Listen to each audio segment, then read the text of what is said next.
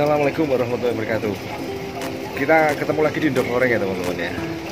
Untuk video kali ini saya akan memberikan sebuah video, yaitu video dari seorang peternak puyuh yang dia itu adalah mantan driver taksi online ya.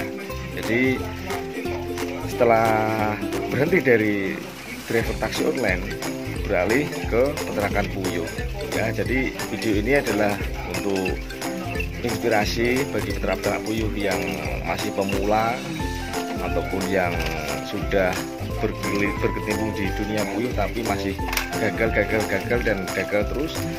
Nah, di video ini tujuannya adalah untuk memberi semangat bagi teman-teman yang masih peternak puyuh agar lebih bersemangat lagi dalam peternak puyuh dan kita bisa sukses semuanya, hasilnya bisa berkah untuk keluarga ya teman-teman ya. Jadi seperti ini video teman-teman, silahkan disimak ya. Oke.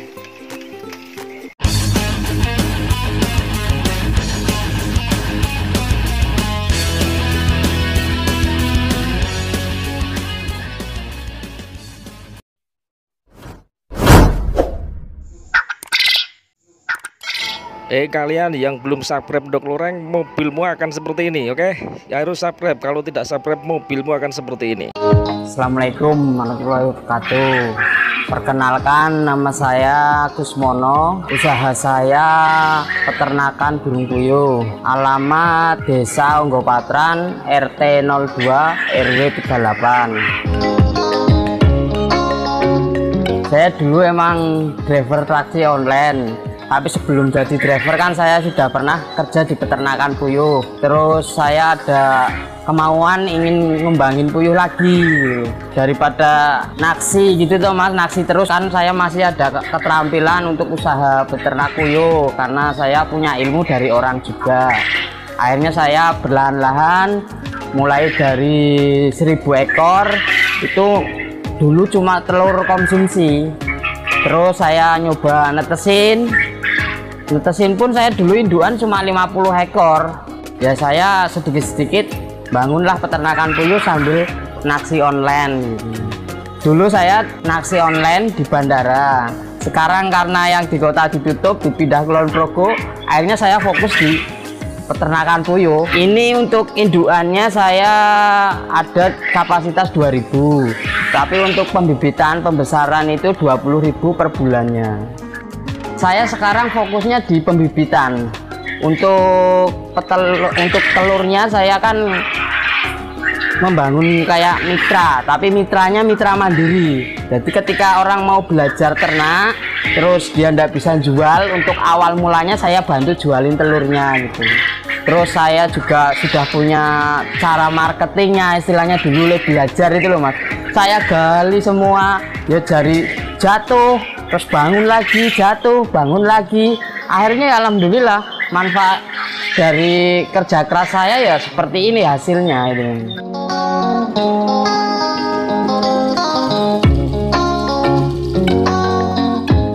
Untuk perawatan puyuh itu tinggal rasa dari rasa hati kita. Orang kalau sudah seneng mau beternak puyuh, dia itu bangun tidur nggak mikir dirinya, malah dia mikir oh gimana keadaan puyuhnya, kehabisan pakan enggak. Itu kalau orang sudah seneng sama peternak puyuh, sama puyuhnya, dia pasti bangun tidur lihatnya puyuh, nggak ngurus diri sendiri malahan. Itu kalau saya. Terus perawatannya juga mudah mas. Kalau sudah bertelur, kita tinggal ngasih makan saja. Wong sekarang tempat minum nggak kayak zaman dulu. Zaman dulu pakainya galon, sekarang sudah otomatis, sudah meringankan kita kerjanya. Tempat kotoran juga ada yang model otomatis, semi otomatis itu ada karena saya masih dananya masih cepet gitu mas. Jadi saya masih yang manual saja gitu.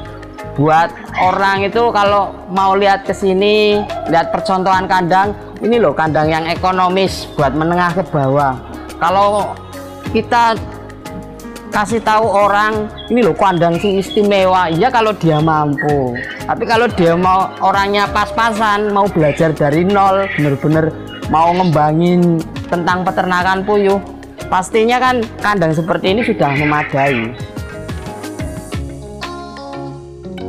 Untuk proses pembibitan itu awal mulanya kan masuk mesin itu kita netesin selama 16 hari sampai 17 hari baru netes. Habis itu kita besarin sampai usia 45 hari, itu yang bagus. Puyuh itu kalau yang bagus itu masa produksi itu usia 45 hari. Rata-rata peternak itu yang saya ketahui dia itu pengen cepet produksi, Mas. Emang betul usia 37 hari itu dia produksi, cuma uritan di dalamnya itu belum siap untuk maju telur setiap hari gitu. Kalau saya jual puyuh remaja itu usianya 28 hari. Ya tergantung permintaan. Kalau orang yang sudah berpengalaman tentang puyuh, dia juga mintanya yang pecah telur gitu. Tapi yang awal-awal biasanya usianya remaja. Untuk kualitas, untuk peternak puyuh yang baru-baru menurut saya jangan asal beternak, karena puyuh itu tidak semua sama. Banyak penetas baru ya toh, dia juga terkadang cuma asal netesin. Karena kan kalau saya indukan ada silsilahnya, jadi kualitas saya insya Allah terjamin gitu loh. Untuk kendala itu siklus cuaca saja, Mas. Untuk cuaca itu kadang kan pas panas, ruangan kandang kita harus bisa ngontrol. Oh, puyuhnya keadaannya kepanasan, kita harus kasih kipas. Udara keluar masuknya harus pas untuk khusus petelurnya itu loh. Ketertarikan saya tentang puyuh karena puyuh itu banyak manfaatnya. Puyuh itu bisa kotorannya bisa buat biogas, bisa juga buat makan ikan, bisa juga buat pupuk. Untuk limbah telur tetas itu manfaatnya ya untuk kita masih makan ikan lele, bawal, terus gurame, itu masih bisa limbah telur tetas. Terus puyuh kalau mati itu kita kasihkan ke lele, ke ikan juga sama. Jadi limbahnya puyuh itu tidak ada yang terbuang, semua itu ada manfaatnya. Itulah saya rasa sukanya di puyuh seperti itu. Untuk penjualan itu semua tergantung diri kita, marketingnya kita. Saya jual online, juga jual perorangan, juga ada supplier juga gitu. Kalau kita mau berusaha, namanya orang buka lapak baru, kita harus berani bersaing. Kenapa kita nggak berani? Wong kita kualitas sudah kualitas kita sendiri, jaminan. Harus berani sama orang yang lama. Kalau kita ibaratnya nggak mau bersaing, nanti kita nggak bisa berkembang gitu. Kalau sekarang itu prospek sekali untuk peternakan puyuh. Banyak permintaan dari telurnya, bibitnya. Ya alhamdulillah saya masih dikasih kepercayaan sama peternak-peternak saya. Ya antrian saya sekarang sudah nyampe bulan Januari. Tapi kalau puyuh itu tidak bisa kita target, harus kita kita tidak harus target sekian gitu, tidak bisa. Kita harus belajar seiringnya waktu sajalah, berjalannya waktu gitu loh maksud saya. Dengan berjalannya waktu ya nanti kan semua ketutup juga untuk pesanan-pesanan. Anda harus bulan sekian gitu, tidak bisa. Karena ini kan barang hidup, jadi kita nggak tahu, Mas. Kadang pas wayahnya mau kirim dilalah puyuh trouble juga kan, gitu ada pastinya. Untuk kita itu bisa membangun ya, namanya orang usaha yang utama itu kan silaturahimnya gitu loh. Jadi biar saya berkembang, peternak saya juga ikut berkembang gitu loh. Dari saya pribadi, saya orang mau belajar, mau dari kecil mau partai besar, saya siap melayani. Istilahnya mau belajar langsung ke kandang boleh, mau lewat Facebook saya, namanya Elvano Puyuh. Itu nanti kita bisa berbincang-bincang di Facebook juga bisa. Cuma ya maaf saja terkadang responnya lama. Saya jatuh bangun beternak puyuh itu enggak cuma 1-2 kali, Mas.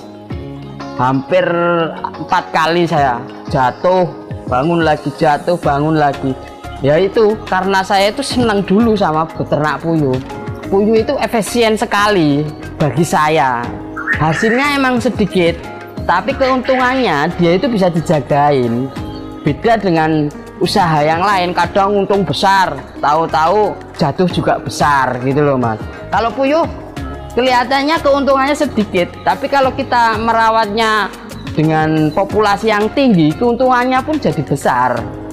Tip yang paling kita pegang itu, carilah orang yang mau menerima barang kita itu yang konsisten. Jangan asal kadang dia beli, kadang tidak gitu loh. Nah, itu yang nanti kita yang bikin kita terhambat untuk berkembang.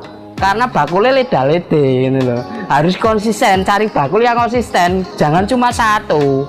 Untuk ngembangin peternak puyuh itu khusus buat petelur. Itu kalau bisa cari bakul itu 2 apa 3 orang. Jadi kita punya serep untuk membandingkan harganya. Jadi kita tidak bisa dipermainkan tentang harga telur gitu. Untuk peternak-peternak muda, kalau emang minat beternak puyuh, seneng dulu kalau mau terjun beternak puyuh. Kalau mau beternak puyuh, coba boleh, tapi semangatnya harus ada. Gimana tuh supaya kita dapat hasil? Kan ada triknya itu Mas.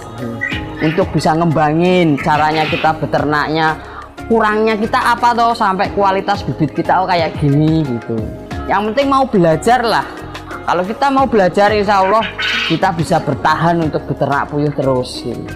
Terima kasih yang lihat video ini, semoga bermanfaat. Kalau mau belajar ya monggo main ke peternakan Elvano Health Farm yang lokasinya di Yogyakarta. Jadi seperti itu ya teman-teman ya videonya. Jadi memang untuk mencapai kesuksesan itu ada banyak sekali halangan.